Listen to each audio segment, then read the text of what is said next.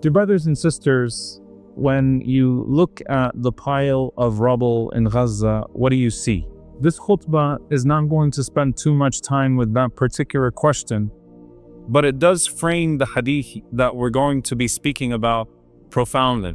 There are some people that look at the rubble of Gaza, and in that rubble, they see guilt, and they see an imperative to rebuild the lives of people as much as they can, to give the orphans, even if they're missing limbs, a home to live in once again, to try to restore whatever has been taken that can humanly be restored, and an opportunity ultimately for all of us to invest whatever we have into the rebuilding and the restoration of Gaza.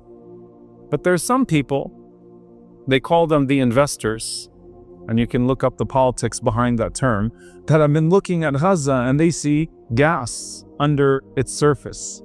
They see gas in the water. They see an opportunity to exploit. They see an opportunity to turn it into another dollar. They're talking about waterfront properties. And subhanAllah, you see it with our enemies today. They can barely coordinate amongst themselves when they sit for an interview that this has always been the plan. They see an opportunity to steal more, an opportunity to exploit more, and the people in that process become nothing but pawns, tools, things to be removed or things to be used in order to increase the bank account, get more money into it.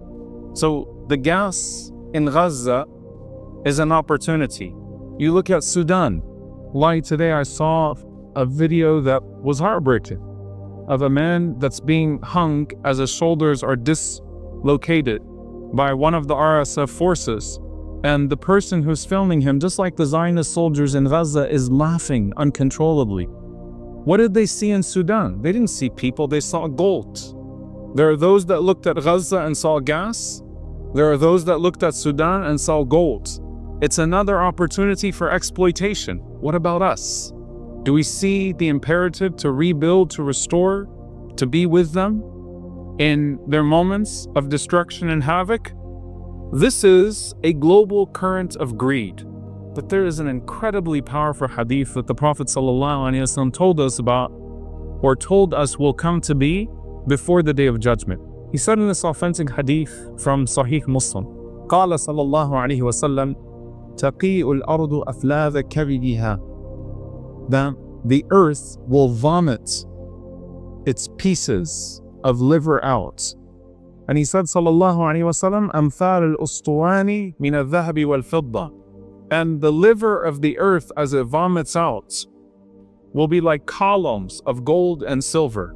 All of that wealth hiding in the surface, all of that wealth hiding in the oceans, all that they mine for and try to find and try to remove people so that they can get some and more of it.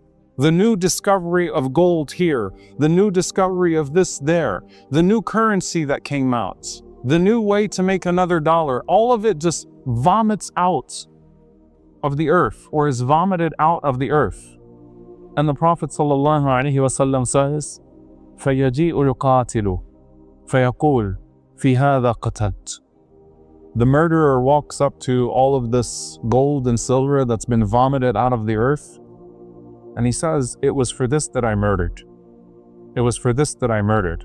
And he said, sallallahu alaihi wasallam, that after that man walks up to it, the next person who comes up, yaji'u al-qati'u, the one who broke off what? The ties of family, will walk up to this wealth and say, fi hadha qata'tu rahimi.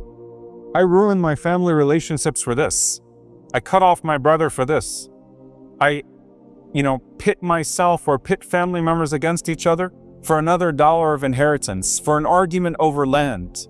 I cut off family members because of this, looking at the vomits of gold and silver. And he said, sallallahu alayhi wasallam, فَيَجِيءُ السَّارِقُ. Then the thief will come and say, في هذا قطعت يدي. For this my hand was cut, meaning I was penalized. He doesn't regret stealing, he regrets the penalty of stealing. He regrets the consequences that came to his life. I ruined myself because I got greedy and I stole more. And the Prophet ﷺ says, ثُمَّ يَدْعُونَهُ فَلَا يَأْخُذُونَ مِنْهُ شَيْئًا. Incredible. He said, then they all walk away from it without picking up any of it. Like at that point, that gold and that silver and that treasure is so worthless. And the imagery of vomit is so worthless. It's like, I don't even want to try to get another dollar, get another piece of gold. Like just, it means nothing. The incredible thing about this hadith is that, as Ibn Hajar rahimahullah and Nawawi rahimahullah say, this actually happens before the Day of Judgment. That there's a moment on the Day of Judgment, obviously, everything gives its secrets. The earth testifies.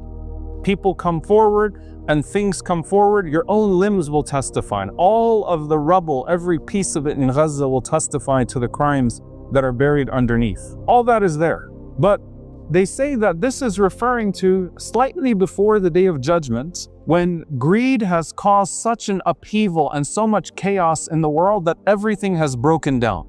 And the Day of Judgment is about to come, and people have kind of lost hope, and they realize now that that gold and that silver cannot benefit them from what is about to happen. And so they look at the impending doom, and they look back at wasted lives, and they say, man, that was not worth it. That was not worth it.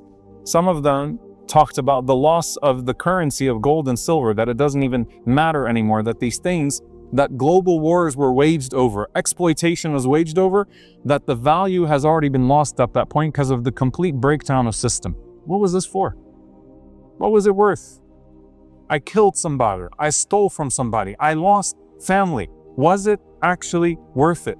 And the term aflad kabadiha, that its inner livers, the liver, as the ulama mention, is the most vital of the most vital organs. And usually while the poetry speaks about the heart, it keeps you functioning. And people don't recognize how precious it is until it stops functioning.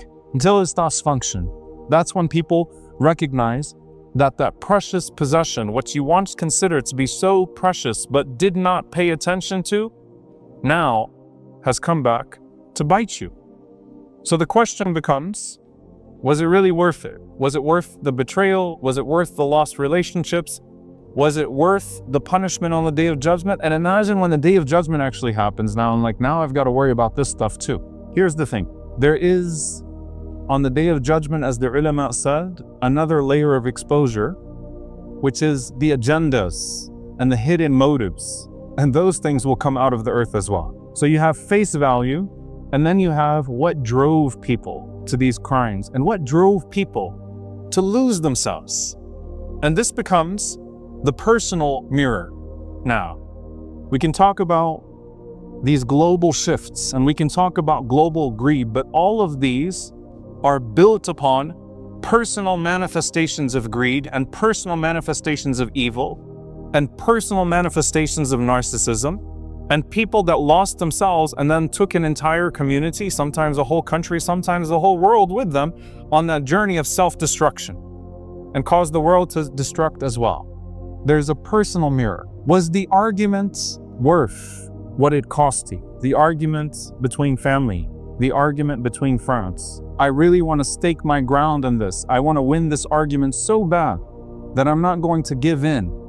Because if I give in, then I'm going to lose. What are you going to lose? Was it really worth it? You know, subhanAllah, on the Day of Judgment, when the Prophet ﷺ says that when the last stage of entrance into paradise are two brothers and Afqantara, they just didn't want to forgive each other. They didn't wrong necessarily each other, but they didn't want to forgive each other. Hard feelings. How does Allah subhanahu wa ta'ala do away with those hard feelings? Allah Azza wa Jalla says to the person, look at that house in paradise. You want it?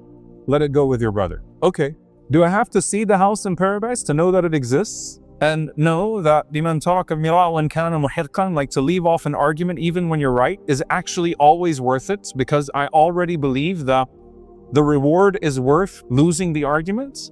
But you really wanted to win that argument. Okay, you really, really wanted to get that business deal over. You had to cheat a little bit more, right? There's this whole global scandal right now, or whatever, sports scandal of millionaires that were gambling to make more money.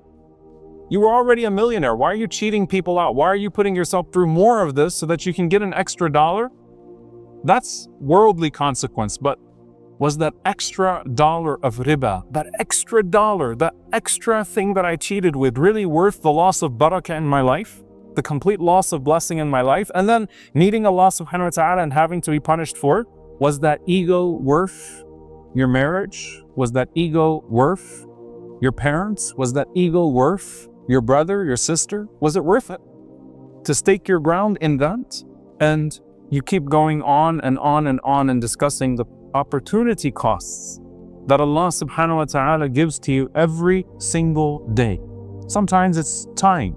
Was that extra time at work worth extra time away from family if I had a choice? Right? What was the trade-off in all of this?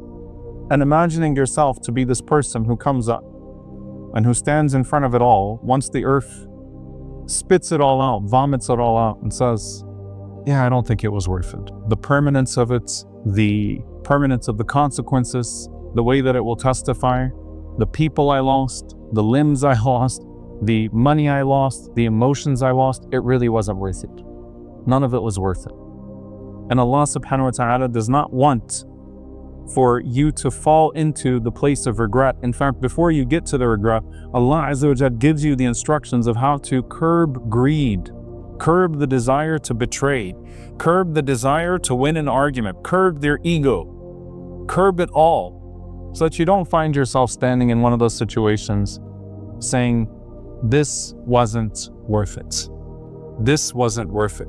Cut off the disease before it leads to the consequence. Cut off the individual consequences before it leads to global consequences. And take heed from what you're seeing in the world around you and realize that if the only difference between you and global criminals and global schemes of exploitation is that they're able to do it, they're capable of doing it, and you're not, then you're no different in the sight of Allah subhanahu wa ta'ala than that person. Because if you could, you would.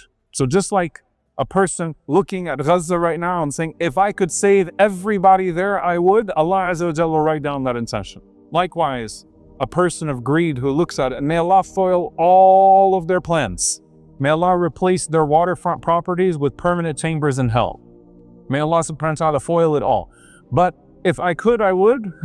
That looks like a scheme I can get in on. Just because you fail doesn't mean Allah Azza wa Jalla doesn't write it down against you. Analyze yourself.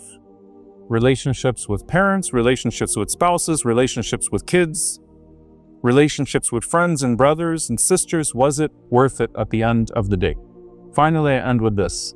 On a practical level, one of the things that the Prophet ﷺ showed us is that the shaheed on the Day of Judgment who lost everything for the sake of Allah subhanahu wa ta'ala, the only regret that he would have is he'd want to come back to this world and lose his life over for Allah subhanahu wa ta'ala over and over and over and over again. Because Allah Azza wa Jal makes everything worth it for us. There has to be this level of recalibrating what's valuable in your life and putting it all on a sheet, mapping it all out and saying what's of greatest value to me.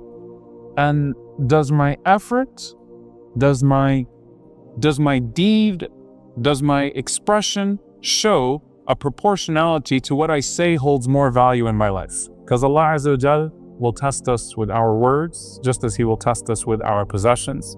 We ask Allah subhanahu wa ta'ala to not make us amongst those who have to wait for the earth to vomit to realize how lowly this dunya actually is.